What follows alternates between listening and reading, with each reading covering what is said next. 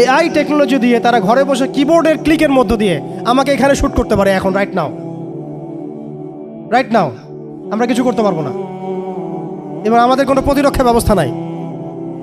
আপনি কোথায় বসে আছেন ওইখানে আপনাকে শ্যুট করা সম্ভব। প্রযুক্তি এমন জায়গায় নিয়ে গেছে তারা। আপনি মুসলিম কান্ট্রিগুলোর অবস্থা দেখেন। আমরা বাংলার জমিনে দিন কায়েমের কথা বলছি, বাংলার জমিনের ল্যাকিংসগুলো আপনি ফাইন্ড আউট করেন। আমাদের কি আকাশ নিরাপদ? সমুদ্র কি নিরাপদ? আমাদের কি মিসাইল আছে, ক্ষেপণাস্ত্র ব্যবস্থা আছে, আকাশ প্রতিরক্ষা ব্যবস্থা আছে? আমাদের কি এরকম প্রযুক্তি আছে? আমাদের কি ইমানদার এমন মিলিটারি বাহিনী আছে কিনা? অনেক বিষয় আছে যেগুলো নিয়ে আমাদেরকে ভাবতে হবে। নাই, এটা হতাশার কোনো কারণ না। এবং আমাদের সব কিছুই লাগবে, জরুরিও না, এটাও মাথা দিচ্ছি। নাই, অনেক কিছুই নাই, এটা হতাশার কোনো ব্যাপার না। এবং অনেক কিছু যে নাই, এটা আমাদের ভীরুতারও কোনো সুযোগ এখানে রাখার দরকার নাই, ঠিক আছে। যতটা সম্ভব আমরা অর্জন করার চেষ্টা করবো ইনশাল্লাহ। কিন্তু যদি নাও হয় 100%, তবুও আমাদের ভয় পাওয়ার কোনো কারণ নাই। কারণ আমাদের সাহায্য আসবে আল্লাহর পক্ষ থেকে, আল্লাহর পক্ষ থেকে ইনশাআল্লাহ। এবং আপনারা এই আয়াতটা জানেন যে কাম মিন ফিআতিন কলিলাতিন গালাবাত ফিআতান কাসীরাতান বিইذনিল্লাহ। কত ক্ষুদ্র ক্ষুদ্র দল এই পৃথিবী থেকে চলে গেছে, যারা বড় বড় দলের উপর বিজয় লাভ করেছিল আল্লাহর সাহায্য নিয়ে। অতএব এটা আমি বলছি যাতে আমরা একটা যুগের সাথে তাল মেলাতে পারি, অন্ততপক্ষে কিছু প্রস্তুতি আমাদের থাকা তো দরকার। ব্যাপারটা তো এমন নয় যে আমরা গেলাম, জায়নামাজে দাঁড়ালাম, দোয়া করলাম, যুদ্ধে জয়লাভ করলাম। এভাবে কিন্তু যুদ্ধ জয় হয় নাই। আপনারা বদরের যুদ্ধের ইতিহাস যদি পড়েন দেখবেন, নবী সাল্লাল্লাহু আলাইহি ওয়াসাল্লাম আগের রাত্রে গিয়েছেন, বৃষ্টি হয়েছে, জায়গা দখল করা হয়েছে, আমরা কূপ দখল করেছি যাতে পানি আমাদের কাছে থাকে, সৈন্য বিন্যাস করা হয়েছে, যতটা ট্যাকটিক নেওয়ার প্রয়োজন সব আমরা নিয়েছি। তারপরে দোয়া, সুবহানাল্লাহ, দোয়া হতে হতে হতে হতে কাঁধ থেকে চাদর পড়ে যাচ্ছে। আবু বকর রাদিয়াল্লাহু আনহু এসে বলছেন যে ইয়া রাসূলুল্লাহ, যথেষ্ট হয়েছে, আপনি থামেন, আল্লাহ আপনার সাথে আছেন, আল্লাহ আপনার দোয়া ফেলবেন না ইনশাআল্লাহ। এরপরে দেখলেন 313 নিয়ে আমরা ওদেরকে হারালাম। সব কিছুর প্রয়োজন আছে। তো আমাদের অবস্থাটা এখন এমন একটা জায়গায় আছে যে ওই খিলাফা যাওয়ার পর থেকে উম্মাহ আজকে এই জায়গায় চলে আসছে। এটা একদিনে হয় নাই, 100 বছর লাগছে। এটা ভাই একদিনে হয় নাই, 100 বছর লাগছে। ওরা 100 বছর মেয়াদি প্ল্যান করেছিল, আরও বেশি প্ল্যান করেছে ওরা তো প্ল্যান করেছে পুরো প্যালেস্টাইনের এই হোলি ল্যান্ডটাই তারা দখল করবে। এটা ওদের প্ল্যান, এটা আমরা জানি। প্ল্যান এইটা ইরাকের ইউফ্রেটিস নদী থেকে একেবারে মিশরের নীল নদ পর্যন্ত ওরা দখল করতে চায়। ওরা শুধু গাজা চায় না, ওরা পুরো হোলি ল্যান্ডটাই চায়। এবং এই জায়গা থেকে তারা মসিহুদ দাজ্জালের শাসন কায়েম করতে চায়। দাজ্জাল কি আসলে? সে তো একটা ব্যক্তি হবে, কিন্তু দেখেন ওর সিস্টেম কিন্তু অলরেডি ডেভেলপ করে ফেলছে। সে কি প্রত্যেকটা জায়গায় পায়ে হেঁটে হেঁটে গিয়ে শাসন করবে? আপনাদের তাই মনে হয়? সে প্রত্যেকটা জায়গায় তার এজেন্টদেরকে বসাবে, এটাই বাস্তব। ওমর রাদিয়াল্লাহু আনহু মদিনা থেকে পুরো বিশ্ব শাসন করেছেন। তিনি কি প্রত্যেকটা জায়গায় পায়ে হেঁটে হেঁটে গিয়েছেন? এটা কি পসিবল? ইসলামের প্রতিনিধি ছিল, সাহাবায়ে কেরাম বিভিন্ন জায়গায় ছিলেন তার পক্ষ থেকে। মসিহুদ দাজ্জাল অনেকটা সেম কাজ করতে পারে। দেখুন, খেয়াল করে, সে তার অনুসারীদেরকে সব জায়গায় বসিয়ে দিয়েছে, সবাই তার ভাষায় কথা বলছে। বিবিসি, CNN, তারা যে ভাষাগুলো চয়ন করে সেই ভাষায় আমাদের রিপোর্ট করা হয়। ওরা যে মিডিয়াগুলো, FBI, ওরা যে রিপোর্টগুলো প্রদান করে, ওই রিপোর্টের আলোকে আমাদের এখানে প্রশাসনিক বাহিনী কাজ করে। তারা যেভাবে ফাংশন করে সেইভাবে কাজ করা হয়। পুরো বিশ্বটা যেন একটা সিস্টেমের মধ্যে নিয়ে আসা হয়েছে। এটাই হচ্ছে একটা দাজ্জালীয় ওয়ার্ল্ড অর্ডার। এই ওয়ার্ল্ড অর্ডারটাই তারা ফাংশন করেছিল আমাদের খেলাফতটাকে অ্যাবলিশ করার পরে। এই কারণে আমাদের এখানে প্রশ্ন উঠতেছে যে উম্মার পুনর্গঠন কেন দরকার, কিভাবে সম্ভব? আগে আমাদেরকে বুঝতে হবে যে কোন জায়গায় আমরা চলে আসছি, কোন জায়গা থেকে। এখন কি আমাদের ঈর্ষা হচ্ছে না যে আমরা কোন জায়গায় ছিলাম? এখন কি আমাদের খারাপ লাগছে না যে আমরা আসলে কোন জায়গায় ছিলাম, আজকে কোন জায়গায় আছি? আমরা কি বুঝতে পারছি আমরা কোন জায়গায় আসছি? আর স্মরণ করেন সেই সময়ের কথা যখন একটা মুসলিম যুবতীর উপর চোখ তুলে তাকানোর অধিকার কারো ছিল না, এই ক্ষমতা কারো ছিল না। চোখ তুলে ফেলতাম একেবারে আমরা। ঘরের ভিতরে যদি বাহির থেকে কেউ তাকাতো অন্যায়ভাবে, চোখ উপড়ায় ফেলতাম আমরা। একটা মুসলিম রমণীর সম্ভ্রমহানি করা হয়েছিল এই সাবকন্টিনেন্টে, এই সিন্ধুতে, মনে আছে আপনাদের? তার সম্ভ্রমের জন্যে, তার সম্ভ্রম বাঁচানোর জন্যে পুরা মুহাম্মদ বিন কাসিমের জাইশ আসছে। আপনি আমি কি চিন্তা করতে পারছি আমরা কোন জায়গায় ছিলাম? আজকে আপনি দেখলেন রেলে একটা মেয়ে যাচ্ছে ইন্ডিয়াতে, তার নিকাব খুলে ফেলা হলে কেউ কিছু করতে পারলো না। ওরা জোরে জোরে বলছে বল বল জয় শ্রীরাম বল, তারপর ছাড়বে না, আউযুবিল্লাহি মিন যালিক। বল জয় শ্রীরাম, তারপর ছাড়বো তোকে। বল মোদিজি কি জয়, তারপর ছাড়বো তোকে। চিন্তা করছেন আমরা কোন জায়গায় আসছি? আমাদের কি ভারতে মসজিদের অভাব আছে, মাদ্রাসার অভাব আছে?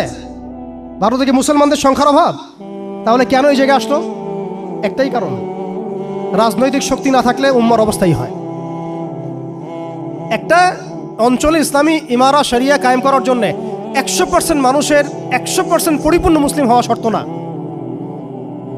জি, বরং একটা অঞ্চলের মানুষের মধ্যে যদি মুসলিমে মানুষও একদম খালেস মুখলেস হয়, মুত্তাকি হয়, পরহেজগার হয়, ইমানদার হয়, একদম সিরাতের আদলে সব সুন্নাহগুলো মেনে চলে, ওই গুটি কয়েক মানুষের দ্বারা ইনশাআল্লাহ একটা বড় অঞ্চলে খেলাফা প্রতিষ্ঠা করা সম্ভব।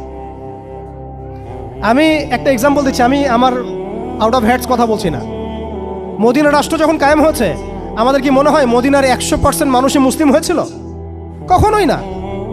মদিনায় আনসার সাহাবি তারা মুসলিম ছিলেন, আওস ও খাজরাজ গোত্রের, হিজরত করে গিয়েছেন মুহাজির সাহাবিরা, এতটুকু ইসলাম, এতটুকু মুসলিম আমাদের।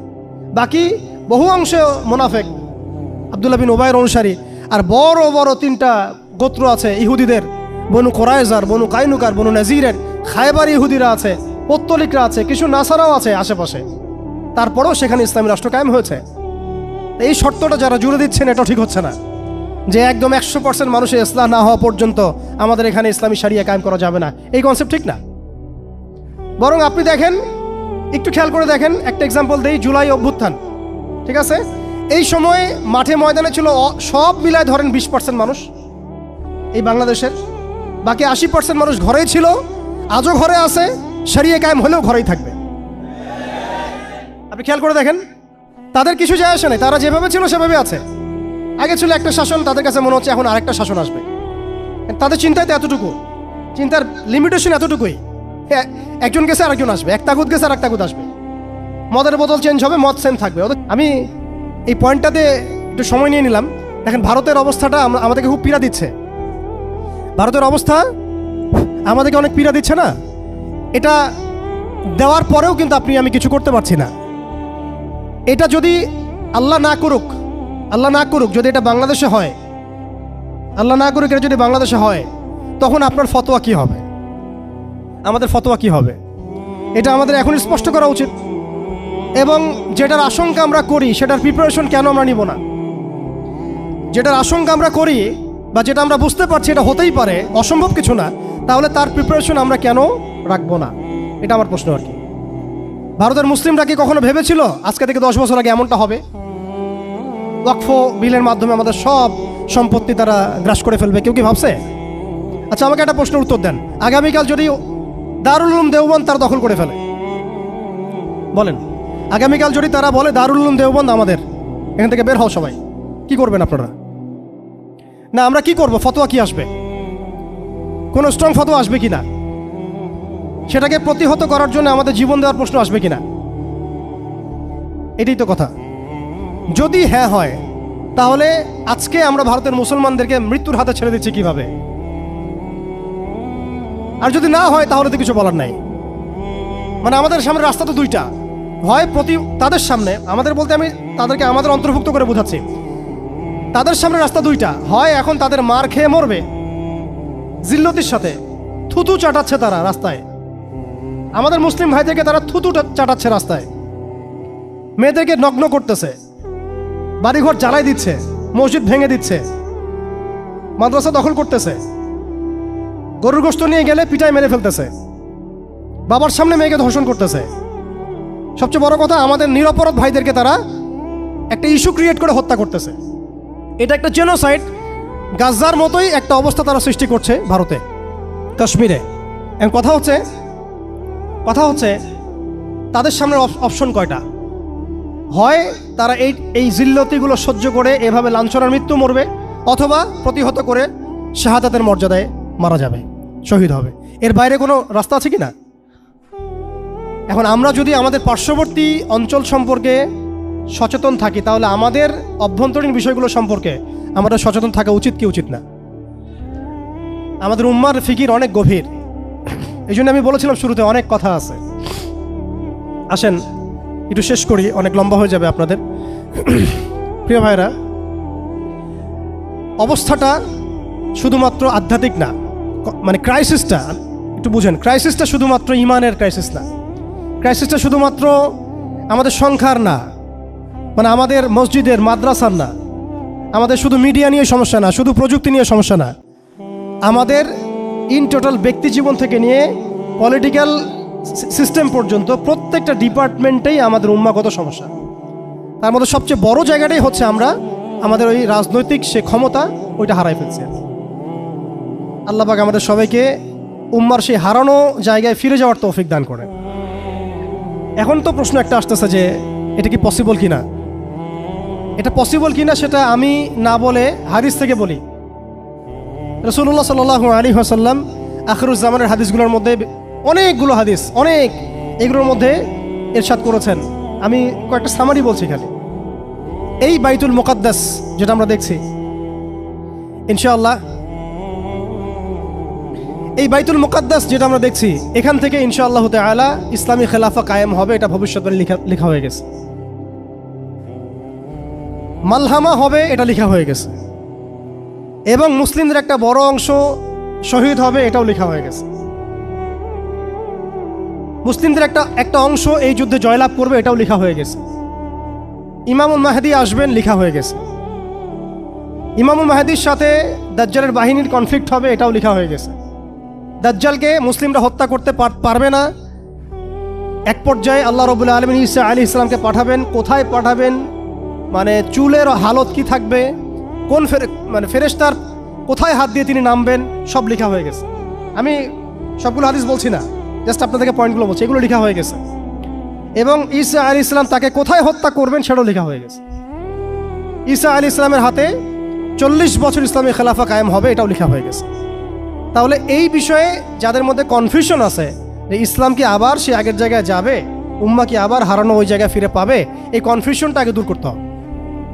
আজকে থেকে বাসায় ফিরে গিয়ে আপনি কনফিডেন্ট থাকবেন যে সামনে আমরা জয়লাভ করতে যাচ্ছি ইনশাআল্লাহ।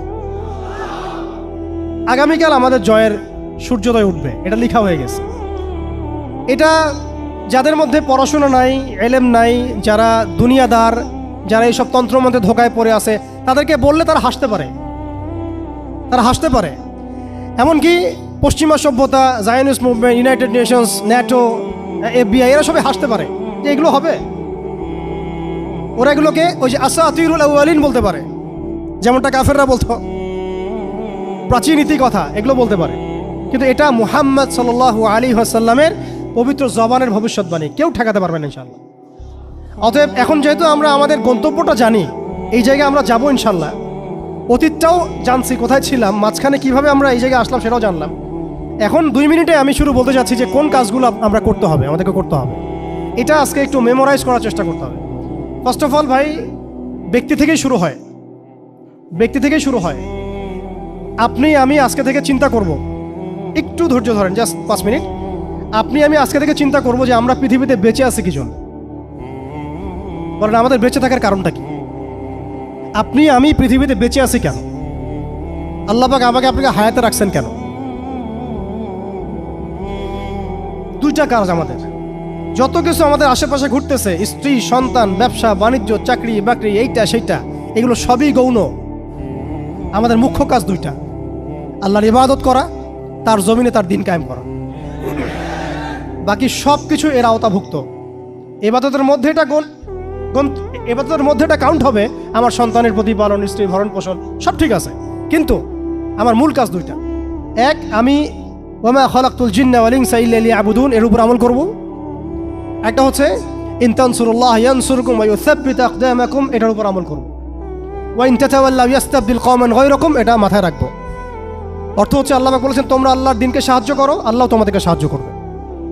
আল্লাহ বলেছেন তোমরা যদি মুখ ফিরায় নাও, আল্লাহ তোমাদেরকে সরাই দিবেন, নতুন কওম নিয়ে আসবেন। আল্লাহ পাক বলেছেন আমাদেরকে উদখুলু ফিস সিলমি কাফা, পরিপূর্ণরূপে ইসলামে প্রবেশ করো। আল্লাহ পাক আমাদেরকে বলেছেন যে ওয়ালা তামুতুন্না ইল্লা ওয়া আনতুম মুসলিমুন, পরিপূর্ণ মুসলিম না হয়ে মৃত্যুবরণ করো না। কত আয়াত আছে। আরেকটা আয়াত আমি শুরুতে বলেছিলাম, ইন্নাল্লাহা লা ইউগাইয়িরু মা বিকওমিন হাত্তা ইউগাইয়িরু মা বিআনফুসিহিম। আল্লাহ পাক কোনো কওমের অবস্থা ততক্ষণ পর্যন্ত পরিবর্তন করেন না যতক্ষণ সেই কওম তাদের নিজেদের অবস্থা পরিবর্তনের ফিকির না করে, চেষ্টা না করে। অতএব শুরুটা ব্যক্তি থেকে হবে। আমরা সবাই নিয়াত করতে পারি ইনশাআল্লাহ যে আমরা আমাদের আগামী পুরা জীবনটা শুধু এক আল্লাহর জন্য ঢেলে দিব ইনশাআল্লাহ। আমাদের সব কাজ হবে আল্লাহর সন্তুষ্টির জন্যে। মৌলিক কাজ হবে দুইটা, আল্লাহর ইবাদত করা এবং তার জমিনে তার দিন কায়েমের চেষ্টা করা। দুই নাম্বার হচ্ছে ভাই পরিপূর্ণ ইসলামে প্রবেশ করতে হবে। আংশিক ইসলাম প্র্যাকটিস করলে এখন আর চলবে না, অনেক হয়েছে। ওয়াজ তো শুনতেছেন 10 বছর থেকে। আমি তো মুসলিম পরিবারের সন্তান, 30 বছর হয়ে গেছে বয়স, 35 বছর হয়ে গেছে বয়স। এই যে আমাদের অনেকের বয়স 40-50 হয়ে গেছে। আর কি, আর কত? দুনিয়া তো দেখলাম, দুনিয়া তো যথেষ্ট দেখলাম। অতএব পরিপূর্ণ ইসলামে প্রবেশ করতে হবে। এটার মাধ্যম হচ্ছে আল্লাহ পাকের সব হালাল মেনে চলবো, হারাম মেনে চলবো, সব আদেশ মেনে চলবো, নিষেধ ছেড়ে দেব, সুন্নাহ ভিত্তিক জীবনযাপন করবো ইনশাআল্লাহ। রাসূল সাল্লাল্লাহু আলাইহি ওয়াসাল্লাম যা করতে বলেছেন করবো, ছাড়তে বলেছেন ছাড়বো। এবং 3 নম্বর হচ্ছে ইসলাম বিরোধী যে আকীদা, দর্শন, মতবাদগুলো আছে এগুলোকে চিনতে হবে। শুধু ইসলাম পালন করেই যাবেন, এইদিকে আবার তাগুত, কুফর, হারাম সবই থাকবে, এই জগা খিচুড়ি দিয়ে আবার কাজ হবে। আমাদেরকে এই যুগের আবু বকর, ওমর, ওসমান, আলী হতে হবে, একদম মুখলেস, একদম খালেস, একদম পরিশুদ্ধ হওয়ার চেষ্টা করা ইনশাআল্লাহ। তো ইসলামের পরিপূর্ণতার মধ্যে প্রবেশ করার চেষ্টা করতে থাকা এবং একই সাথে ইসলাম বিরোধী যে আকীদা আমলগুলো আছে এগুলো থেকে দূরে থাকা। এবং ইসলাম বিরোধী অনেক আকীদা আছে, দর্শন আছে, প্রথমে কয়েকটা বললাম, এছাড়া আরও অনেক আছে। মুরজি আকীদা আছে, জাবারিয়া আকীদা আছে, কাদারিয়া আছে, আপনার মুতাজিলা আকীদা আছে, রাফেজি আকীদা আছে, খারেজি আকীদা আছে। এগুলো সম্পর্কে চিন্তা হবে এবং আহলুস সুন্নাহ ওয়াল জামাআর আকীদার উপর থাকতে হবে। এর সাথে এই যে পশ্চিমা তন্ত্রমন্ত্রের দর্শনের যে ফিতনাগুলো এগুলো থেকে দূরে থাকতে হবে, আমলগত ফিতনাগুলো থেকে দূরে থাকতে হবে। সুদ থেকে, ঘুষ থেকে, দুর্নীতি থেকে, জিনা থেকে, ব্যভিচার থেকে, যত রকম কবিরা গুনাহ আছে এগুলো ছাড়তে হবে ভাই। আল্লাহ পাক অপবিত্র কাঁধে আল্লাহর দ্বীনের আমানত দিবেন না, অপবিত্র কলবে আল্লাহ পাকের দ্বীনের আমানত দিবেন না। সো ভিতর বাহির পরিষ্কার করতে হবে, ভিতর বাহির পরিষ্কার করতে হবে। আল্লাহ পাক তৌফিক দান করেন। 4 নম্বর হচ্ছে অবশ্যই মাথার উপরে আমাদের ওলামা ইকরামদেরকে রাখতে হবে। ওলামা বিবর্জিত কোনো জেনারেশন কখনো সফল হতে পারবে না। অতএব ওলামা ইকরামদেরকে আমাদের মাথার উপরে রাখতে হবে, এই সোহবতটা আমাদের লাগবেই। 5 নম্বর হচ্ছে ভাই হারাম খাওয়া যাবে না, হালাল খাইতে হবে। কোন অবস্থায় আমরা যেন হারামে লিপ্ত না হয়। যত রকম হারাম আছে সব ছাড়তে হবে, ছেড়ে হালালে থাকতে হবে। না খেয়ে থাকবো তাও হারাম খাবো না, না খেয়ে থাকবো তাও হারাম খাবো, এই চিন্তা আমার মতো থাকতে হবে। 6 নম্বর আমার আপনার জীবনের লক্ষ্য ফিক্স করে ফেলেন। আজকে থেকে জীবনের লক্ষ্যটাকে ফিক্স করে ফেলেন। আপনি আসলে দুনিয়াতে কি চাই, কি করতে আসছি, আমাদের কাজটা কি, এইটা যদি ফিক্স করতে পারি কাজ আমাদের মাশাআল্লাহ 50% হয়ে গেছে।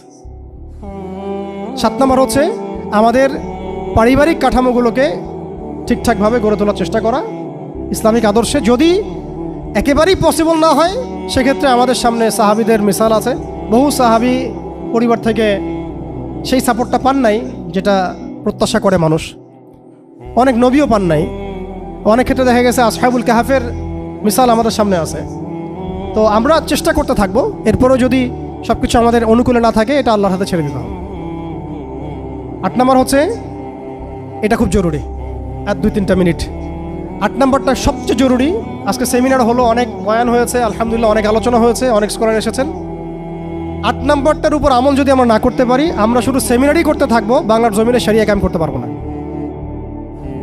আমি একটু খোলামেলা বলে দিই আর কি, রাগ করেন না। 8 নম্বর যদি আমরা বাস্তবায়ন করতে না পারি, আমরা এভাবে সেমিনারই করতে থাকবো, মাহফিলই করতে থাকবো, আমরা এভাবে মসজিদ মাদ্রাসা সব খেদমত চলতে থাকবে, সব ঠিক আছে, কিন্তু শরিয়া ইমারতের দিকে আমরা যেতে পারবো না। যেটা না হলে আমরা আবার পশ্চিমাদের দাসত্ব থেকে মুক্ত হইতে পারবো না, স্বাধীন হইতে পারবো না, মাজলুমদের সাহায্য করতে পারবো না, মুস্তাদআফিনদের পাশে দাঁড়াতে পারবো না। ওইটা করতে হলে আমাদেরকে ওই জায়গায় যেতেই হবে, ওই শরিয়ার জায়গায় যেতেই হবে। সেটা কি? সেটা হচ্ছে আমাদের দরকার একটা জামাআ দরকার। আমাদের এখন বিশুদ্ধ আকীদা এবং বিশুদ্ধ মানহাজের একটা জামাআ বাংলাদেশে অবশ্যই অবশ্যই জরুরি ভিত্তিতে দরকার। বাংলাদেশে অনেক কিছু আছে, অনেক প্ল্যাটফর্ম আছে, ঠিক আছে, আমি এগুলো সম্পর্কে অবগত আছি। সব কিছু বিবেচনা করে আমি আবার আমার জায়গা থেকে জোর দিয়ে বলছি, বাংলাদেশে বিশুদ্ধ আকীদার, বিশুদ্ধ মানহাজের, তাওহীদপন্থী মানুষদের, যারা আল্লাহর জমিন, আল্লাহর দ্বীনের বিজয় দেখতে চান, তথাকথিত পশ্চিমাদের পদ্ধতি নয় বরং সিরাতের আদলে যারা দেখতে চান, তাদের অবশ্যই অনতিবিলম্বে ঐক্যবদ্ধ হতে হবে। যদি ঐক্যবদ্ধ হতে না পারি আমরা অস্তিত্ব সংকটে পড়ব। আমরা অস্তিত্ব সংকটে পড়ব। আগামীতে আপনি হবেন টার্গেট, আপনি হবেন ডিহিউম্যানাইজ করার মূল উপকরণ, মূল মাধ্যম। এবং আমরা যদি ঐক্যবদ্ধ হতে পারি, আমরা যদি সংখ্যায় কমও হই, ইনশাআল্লাহু আযজা ওয়া জাল আল্লাহ পাক এই অঞ্চলের জন্য আমাদেরকে কবুল করবেন ইনশাআল্লাহ। দেখবেন এই অঞ্চলে কালিমা লা ইলাহা ইল্লাল্লাহ মুহাম্মাদুর রাসূলুল্লাহর পতাকা আমাদের হাতেই উঠবে ইনশাআল্লাহ। বৈশ্বিক অনেক কাজ হচ্ছে, এটা হচ্ছে আলহামদুলিল্লাহ, এটা আল্লাহর হুকুমেই হচ্ছে। যারা কাজ করছে তারা কিন্তু এককভাবে করছে না, তারাও এভাবে জামা গঠন করেই কাজ করছে। তাদেরও আমির আছে, তাদেরও মামুর আছে, আস-সামউ ওয়াত তাআ আছে, তাদেরও বায়আ আছে। এগুলো যদি আমাদের মধ্যে না আসে, আমরাও এভাবেই যে সেমিনার করতে থাকবো, এর বেশি হয়তো আমরা আর কিছু করতে পারবো না, হয়তোবা। আমরা চাই অনতিবিলম্বে বাংলাদেশে তাওহীদপন্থী মানুষদের একটা কাফেলা গড়ে উঠুক। এ বিষয়ে আপনারা একমত কিনা? এ বিষয়ে কি আপনাদের মতামত আছে কিনা?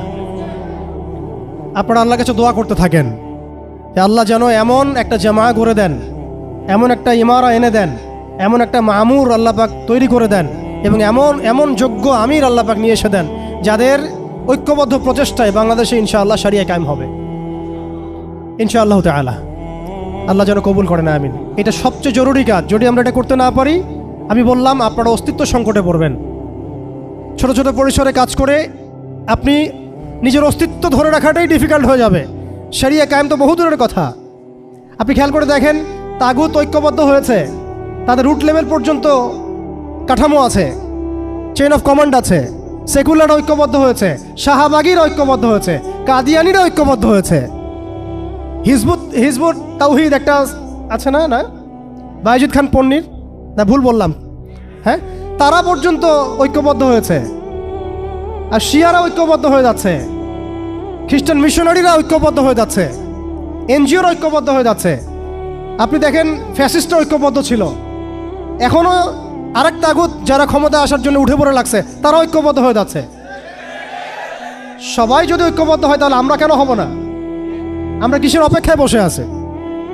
উম্মার পুনরুত্থান যদি আমরা দেখতে চাই, পুনর্জাগরণ দেখতে চাই, এবং এই অঞ্চলে যদি আমরা উম্মাকে সেই বিজয়ী বেশে দেখতে চাই, তাহলে আমাদেরকেই আল্লাহর কালিমার পতাকা তুলে নিতে হবে ইনশাআল্লাহ। যখন কালিমার পতাকা পড়ে যায়, তখন আগ বাড়িয়ে উঠিয়ে নেওয়া লাগে। এখন কালিমার পতাকা তো সিলসিলায় সিলসিলায় আমার হাতে কেউ তুলে দেয় নাই, দিচ্ছে না, পড়ে গেছে পতাকা নিচে। আপনি কি করবেন? উঠাতে হবে আমাকে এখন। আল্লাহ পাক সে ওঠানোর মতো হাত আমাদেরকে দান করেন, সেরকম যোগ্য প্ল্যাটফর্ম দান করেন, যোগ্য ইমারা দান করেন, যোগ্য শুরা দান করেন, যোগ্য আমির দান করেন, আমাদেরকেও যোগ্য মামুর হওয়ার তৌফিক দান করেন। আপনারা বিশ্বাস করেন, যদি এইভাবে আমরা বেশি না 5 থেকে 10টা বছর কাজ করতে পারি, ইনশাআল্লাহ শরিয়া কায়েম হোক না হোক, এমন একটা জেনারেশন আমরা রেখে যাবো ইনশাআল্লাহ বাংলাদেশে, যারা এই জমিনে আল্লাহর দিন কায়েম করেই ছাড়বে ইনশাআল্লাহ। এটা আমি কোনো চাপাবাজি করতেছি না, আর এটা কোনো আবেগের কথা না। জাস্ট আমরা যদি 10টা বছর এভাবে কাজ করতে পারি, একজন শেখ হারুন ইজহার, একজন আদনান ভাই, একজন অমুক ভাই, একজন তমুক ভাই, একজন অমুক স্কলার, একজন তমুক স্কলার, তাদের একক খেদমতে যদি এইভাবে জাগরণ হতে পারে, আপনারা একটু চিন্তা করেন, যদি এরকম 100টা মানুষ একসাথে থাকে, তাহলে উম্মার কি হইতে পারে? অতএব আপনারা এই উদ্যোগগুলো হাতে নেন, আপনারা পুশ করেন, আপনারা এগুলো আওয়াজ তুলেন। ইনশাআল্লাহ তাআলা আল্লাহ রাব্বুল আলামিন আপনাদের মধ্যে ইখলাস থাকলে আল্লাহ পাক জামা এনে দিবেন ইনশাআল্লাহ। আর শেষের দুটো কথা বলে শেষ করছি। এরপরে আমাদের কাজ হবে দুটো। এটা যদি হয়ে যায়, এরপরে কাজ থাকবে খালি 2টা। এক, সিরাতের আদলে দাওয়াতের কাজ করতে থাকা, সিরাতের আদলে দাওয়াতের কাজ করতে থাকা, এবং অবশ্যই সে যোগ্যতা অর্জন করা, পড়াশোনা করা, এগুলো তো আগেই হয়ে গেছে, আগে বলছি আমি। দাওয়াতের মেহনতটা খুবই ব্যাপক করতে হবে। চায়ের কাপে দাওয়াত হবে, হোটেলে দাওয়াত হবে, চা খেতে খেতে দাওয়াত হবে, কফি খাইতে খাইতে দাওয়াত হবে, স্কুলে দাওয়াত হবে, কলেজে দাওয়াত হবে, ইউনিভার্সিটিতে দাওয়াত হবে, সেমিনারে হবে, সিম্পোজিয়ামে হবে, মসজিদে হবে, তালিমে হবে, সবখানে দাওয়াতের কাজ করতে হবে। এবং দাওয়াতের এই কাজটা প্রত্যেকটা মহলে করতে হবে, তরুণদের মধ্যে, তরুণীদের মধ্যে, আম জনগণের মধ্যে, আমাদের বাচ্চাদের মধ্যে, আমাদের পুলিশের মধ্যে, প্রশাসনের মধ্যে, আর্মির মধ্যে, বিজিবির মধ্যে, র্যাবের মধ্যে, ডিজিএফআইয়ের মধ্যে, প্রত্যেকটা মহলে। এবং এই দাওয়াত হবে খোলাসা করে, আমভাবে খোলামেলা দাওয়াত, ব্যাপক দাওয়াত এবং পরিপূর্ণ দাওয়াত। আংশিক ইসলামের দাওয়াত না, পরিপূর্ণ ইসলামের দাওয়াত, পরিপূর্ণ ইসলামের দাওয়াত। ব্যাস, এরপরে দাওয়াতের মেহনত চলতে থাকবে। যদি যদি কেউ আমেরিকা হয়ে আসতে চায় আমরা তালেবান হয়ে যাব, যদি ইসরায়েল হয়ে কেউ আসতে চায় আমরা হামাস হয়ে যাব, যদি দেখা যায় যে কেউ এরকম কোনো পরাশক্তি হয়ে না এসে ভালোই ভালোই আমাদের দাওয়াত কবুল করে নেয়, তাহলে মদিনা রাষ্ট্রের মধ্যে ইসলামী রাষ্ট্র কায়েম হয়ে যাবে ইনশাআল্লাহ। পরিস্থিতি যেমন হবে আমাদের কাজও তেমন হবে। মুক্তির একটাই পথ, দাওয়াত এবং জিহাদ, দাওয়াত এবং জিহাদ। এরপরে যদি ইসলামী রাষ্ট্র কায়েম হয় ইনশাআল্লাহ আজ্জা ওয়া জাল, তখন দেখবেন বহির্বিশ্বে কীভাবে আমরা বড় বড় ইসলামিক কান্ট্রিগুলোর সাথে একটা একাত্মতা পোষণ করে একটা বৈশ্বিক চেইন অফ কমান্ড গড়ে তুলতে পারি। এবং সেটা অবশ্যই ইমানের ভিত্তিতে, তাওহীদের ভিত্তিতে, এবং সেটা অবশ্যই সিরাতের আদলে, সুন্নাহর আদলে, কোনো সেকুলার ডেমোক্রেটিক বা ওই তাগুতের দাসদের আদলে নয়। সেটা হবে সেই সব ভাইদের সাথে যারা আল্লাহর পথে দাওয়াত এবং জিহাদের মধ্য দিয়ে আল্লাহর জমিনে দিন কায়েম করেছেন, তাদের সাথে নয় যারা মুসলিমদেরকে পিঠের পিছ থেকে ছুরি মেরেছে, এদের সাথে নয়। অতএব আমাদের কাজ এখন আঞ্চলিকভাবে এগুলাই। এই কাজগুলো যদি আমরা ঠিকঠাক মতো করতে পারি ইনশাআল্লাহ, আল্লাহ পাক তৌফিক দান করেন, আমিন, তাহলে দেখবেন অল্প সময়ের ব্যবধানেই আমরা ভালো সাফল্য পাচ্ছি ইনশাআল্লাহ তাআলা। এবং আমাদের এক্সিস্টিং যে ভাইরা সব যারা কাজ করছেন তাদের কারোর সাথে আমাদের সরাসরি কোনো বিরোধে যাওয়ার প্রয়োজন নাই, যতক্ষণ না তারা আহলুস সুন্নাহ ওয়াল জামায়াতের আকীদা, আমল, মানহাজ থেকে দূরে সরে যায়। ততক্ষণ পর্যন্ত আমাদের কারোর সাথে কোনো রকমের বাকবিতণ্ডা, কথা কাটাকাটি, ফেসবুকে ঝগড়া, এগুলো খুব বাজে বিষয় হচ্ছে। এগুলোর কোনো প্রয়োজন নাই আমাদের। আর কে কি করলো, তারা এটা করলো কিনা, সেটা করলো কিনা, তারা কেন এমন করে না, ওই আলেম কেন এমন করে না, এগুলো ভাবারও আমাদের প্রয়োজন নাই। আমরা দেখবো আমরা কি করতেছি, আমরা দেখবো যে আমরা কি করতেছি, আমাদের কি করা দরকার। এই কাজগুলো যদি ঐক্যবদ্ধ হয়, ঈমান, আমল, তাজকিয়া, জামাআ, ইমারা, উলামা কেরামের সোহবত, দাওয়াত এবং জিহাদ, ইনশাআল্লাহ আপনারা অপেক্ষা করতে থাকেন। বাংলার মাটিতেও ইনশাআল্লাহ কালিমা লা ইলাহা ইল্লাল্লাহ মুহাম্মাদুর রাসূলুল্লাহর পতাকা উঠবে ইনশাআল্লাহ।